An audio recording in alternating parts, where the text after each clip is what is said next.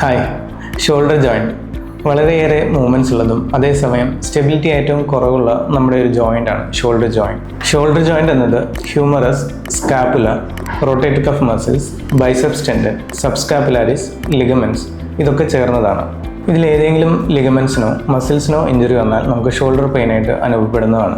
മുതിർന്നവരിലും ചെറുപ്പക്കാരിലും ഒരുപോലെ എഫക്റ്റ് ചെയ്യുന്ന ജോയിൻ്റാണ് shoulder joint. Shoulder pain പല രീതിയിൽ വരാം. പൊസിഷൻ റിലേറ്റഡ്, സ്ഥിരമായി കൈ തലയിൽ വെച്ച് കിടന്നുറങ്ങുക, ഏതെങ്കിലും പ്രത്യേക സൈഡിലേക്ക് തിരിഞ്ഞു കിടക്കുക, ഓവർഹെഡ് ആക്ടിവിറ്റീസ് ആയ ക്രിക്കറ്റിലെ ബോളിംഗ്, ബാറ്റിംഗ് അതുപോലെയുള്ള ആക്ടിവിറ്റീസ് ചെയ്യുമ്പോൾ ഷോൾഡറിന് സ്ട്രെയിൻ വരുന്നത് മൂലം ഷോൾഡർ ഇംപിഞ്ച്മെൻ്റ് ഉണ്ടാകും. ഏജ് റിലേറ്റഡ്, OPയിലെ ഏറ്റവും കൂടുതൽ മുതിർന്നവരിൽ കാണുന്ന അസുഖമാണ് ഫ്രോസൺ ഷോൾഡർ. റൊട്ടേറ്റർ കഫിൻ്റെ മുകളിലുള്ള പാടയിൽ നീർക്കെട്ട് വരുന്ന ഒരവസ്ഥയാണ് ഫ്രോസൺ ഷോൾഡർ. മുതിർന്നവരിലും പ്രമേഹ രോഗികളിലും കുറേ നാളുകളായി തോളിന് ചതവ് പറ്റി അനങ്ങാതിരിക്കുമ്പോഴുമാണ് ഈ അവസ്ഥ കൂടുതലായി കണ്ടുവരിക.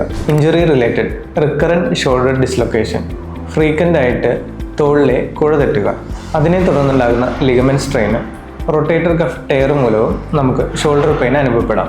കൈകൾ ഉയർത്തുന്നതിനുള്ള ബുദ്ധിമുട്ട്, കൈ എത്തിച്ച് സാധനങ്ങൾ എടുക്കുന്നതിനുള്ള ബുദ്ധിമുട്ട്, അതൊക്കെയാണ് ഇതിൻ്റെ ലക്ഷണങ്ങൾ. പലപ്പോഴും പേഷ്യൻസ് കഴുത്തുവേദനയായി ബന്ധപ്പെട്ട തോൾവേദനയായിട്ടാണ് വരാറ്. കൃത്യമായ ക്ലിനിക്കൽ ഡയഗ്നോസിലൂടെ കഴുത്തിലെ വേദനയും തോളിലെ വേദനയും നമുക്ക് ഡിഫറൻഷിയേറ്റ് ചെയ്യാൻ പറ്റുന്നതാണ്. അതിന് CT സ്കാനോ MRIയോ ആവശ്യമില്ല.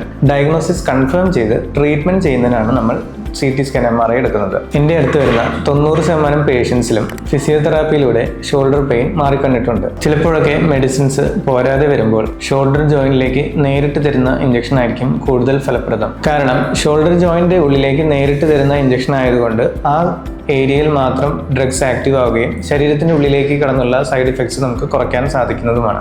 ഷോൾഡർ പെയിൻ ഉള്ളവരിൽ വെറും 5% താഴെ മാത്രമേ സർജറി ആവശ്യമായിട്ട് വരികയുള്ളൂ. അതുതന്നെ നമുക്ക് കീഹോൾ സർജറിയിലൂടെ മാറ്റിയെടുക്കാൻ സാധിക്കുന്നതാണ്.